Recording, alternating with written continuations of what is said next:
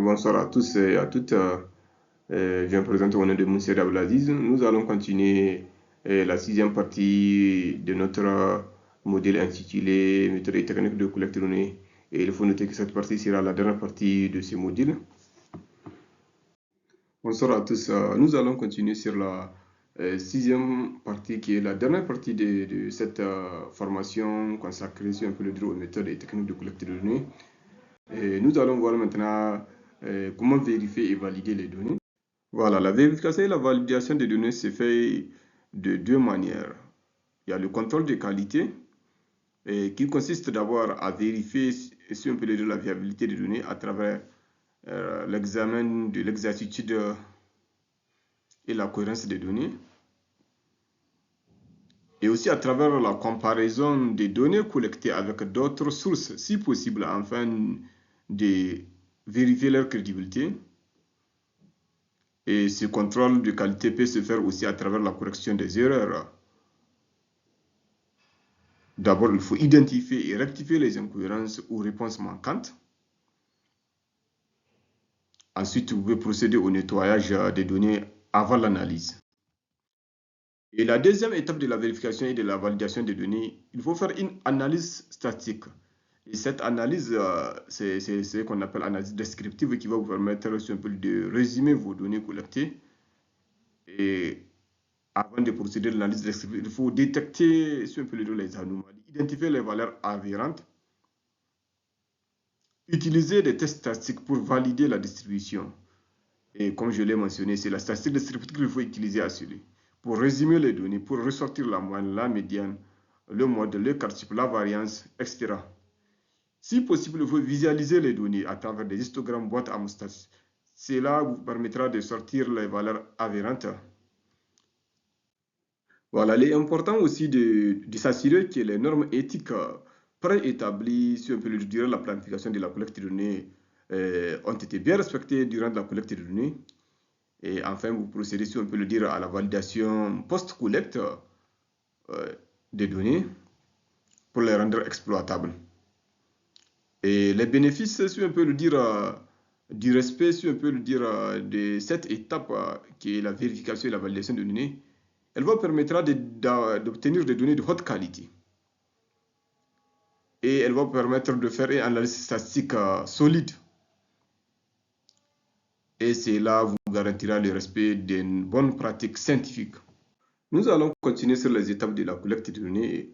Et il faut noter que ces étapes sont au nombre de 10 et nous allons voir ça en détail. La première étape consiste à définir les objectifs de la collecte de données. Identifier clairement les données nécessaires en fonction des objectifs de l'étude ou du projet.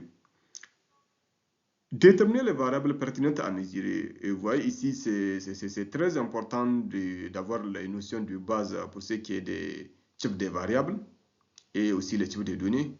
Il faut savoir pourquoi vous allez collecter ces données et quels résultats espérons-t-on obtenir.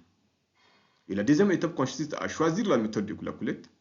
Et ceci se fait en fonction des méthodes de la collecte de données, si c'est la méthode qualitative ou bien quantitative, ou bien en fonction des types de données, que ce soit des données primaires ou bien des données secondaires, ou bien des ressources disponibles ou des contraintes de temps.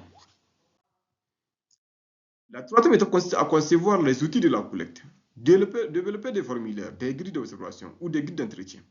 Tester les outils pour s'assurer de leur pertinence et de leur fiabilité. La troisième étape consiste à former les collecteurs, sensibiliser et former les enquêteurs ou les observateurs pour standardiser la collecte et réduire les biais.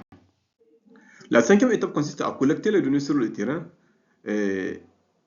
C'est si à travers la réalisation des enquêtes, des observations, prélèvements à respecter les protocoles établis. Documenter les circonstances de la collecte pour faciliter l'analyse ultérieure. La sixième étape consiste à garantir la qualité des données. Ceci pour s'assurer que les données collectées sont complètes, précises et fiables. Voilà, il faut obtenir le consentement des participants et garantir la confidentialité des données.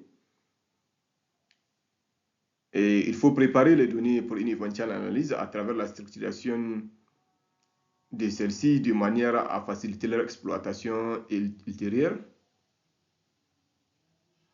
Il faut vérifier et valider les données à travers un contrôle de qualité pour identifier et corriger les erreurs.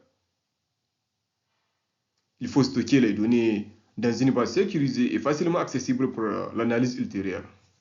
Nous allons continuer sur les outils de la collecte de données. Il faut noter que les outils de la collecte de données sont conçus en fonction des types de données et des sources de données. Et pour ce qui est des questionnaires structurés, nous pouvons utiliser les papiers ou des outils numériques pour pouvoir élaborer nos questionnaires. Et ceci est utilisé dans le cadre surtout des enquêtes quantitatives. Et nous avons aussi des guides d'entretien, une liste de questions élaborées ou des thèmes. Et il faut noter que ceci est utilisé dans le cadre des entretiens individuels ou de focus group. Et nous avons aussi des grilles d'observation, checklists ou échelles d'évaluation. Et ceci est utilisé dans le cadre des observations systématiques de comportement, interaction, et en bref, dans le cadre de la collecte qualitative. Et pour ce qui est des enquêtes et sondages, nous pouvons utiliser Google Forms, SurveyMonkey. Pour ce qui est des entretiens, nous pouvons utiliser Zoom ou Teams. C'est aussi des outils de collecte de données, Outa AI. Nous avons aussi d'autres outils qu'on peut utiliser pour la collecte de données sur le terrain, tels que Toolbox et application Kobo Collect ou ODK. Nous avons aussi un autre outil RedCap. Et pour ce qui est de la collecte qualitative, on peut utiliser NVivo. Et nous avons aussi un autre outil qui est utilisé le plus souvent dans le cadre de la collecte mixte, c'est-à-dire la méthode qui implique, si on peut le dire, la méthode qualitative et quantitative. C'est l'outil-là est D2. Les outils de collecte de données sont choisis en fonction des besoins, du budget et de la mobilité. Et pour ce qui est des besoins, on peut choisir un outil Google Forms qui est un outil simple, ou bien NVivo qui est un outil, si on peut le dire, qui nécessite une certaine expertise. Pour ce qui est des budgets, si nous voulons l'utilisation gratuite, on peut choisir Kobo Toolbox. Mais si nous avons un budget colossal et qu'on souhaite payer, on peut utiliser Calctrice. Et même au niveau de Kobo Toolbox, il y a la plateforme payante. Et pour ce qui est de mobilité, nous avons ODK pour une utilisation hors ligne, c'est-à-dire sans connexion. Nous avons aussi Cloud ou Typeform pour une utilisation, si on peut le dire, payante, en utilisant la connexion du moins. Et nous allons voir les défis et limites des méthodes et techniques de collecte. Nous avons les biais potentiels qui sont subdivisés en biais des répondants et biais de l'enquêteur. Et les biais des répondants, nous avons les réponses qui sont influencées par la désirabilité sociale ou la perte de jugement par le répondant ou l'inquiété. Et ceci peut conduire à des données fausses. Nous avons aussi les biais de l'inquiéteur où ces attentes ou préjugés peuvent influencer les réponses, les questions ou les réponses. Et ceci peut conduire à une interprétation subjective. Et nous avons aussi le problème d'accès et de qualité, accès limité aux données, et surtout dans le cadre de la population difficile à atteindre, une population marginalisée ou zone reculée, ou dans le cadre des zones, si on peut le dire, des zones rouges où il y a l'insécurité.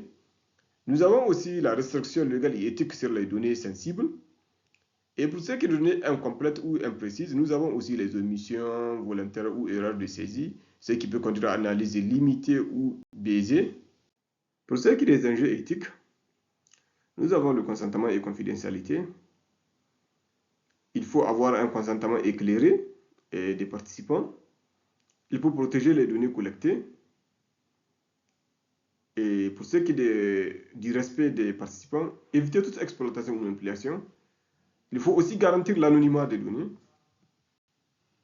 Nous avons les contraintes pratiques, telles que coûts élevés, et surtout dans le cadre des enquêtes face à face, ou lorsque nous avons un échantillon large, et ceci demande des ressources humaines et matérielles importantes. Et dans le cadre des défis logistiques, nous ferons face à une gestion complexe des entretiens. Parfois, le temps de la collecte et de l'analyse peut être prolongé. Et pour ce qui est des défis technologiques, surtout dans le cadre des collectes numériques, Des pannes techniques ou mauvaise maîtrise des outils peuvent entraîner des pertes de données. Et concernant les limites méthodologiques, nous avons l'échantillonnage non probabiliste qui peut entraîner un risque d'échantillon non représentatif.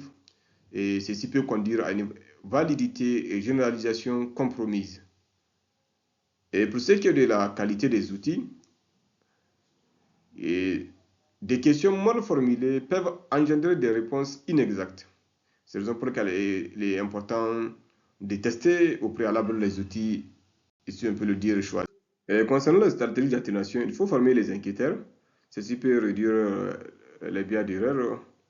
Il faut aussi pré-tester les outils, si on peut le dire, préétablis pour la collecte de données afin d'assurer leur validité. Il faut aussi faire un choix rigoureux de la méthode d'échantillonnage afin d'assurer la représentativité de l'échantillon. Il faut respecter, si on peut le protocole éthique. Et il faut optimiser le coût et le temps. En définitive, la collecte de données est un processus méthodique s'assurer la qualité des analyses et des erreurs. Pour cela, il faut faire un choix rigoureux des méthodes et techniques appropriées. Et il faut choisir des outils adoptés et faire un respect strict des normes éthiques. Il faut aussi faire une bonne planification. Et le choix d'une approche éthique systématique peut conditionner si on peut dire, directement la fiabilité des données et par extension le succès des décisions fondées sur les analyses. Et nous sommes au terme de ce module. Merci pour votre aimable attention et nous vous demandons d'aimer notre vidéo et la partager. Cela vous permettra de recevoir plus de vidéos.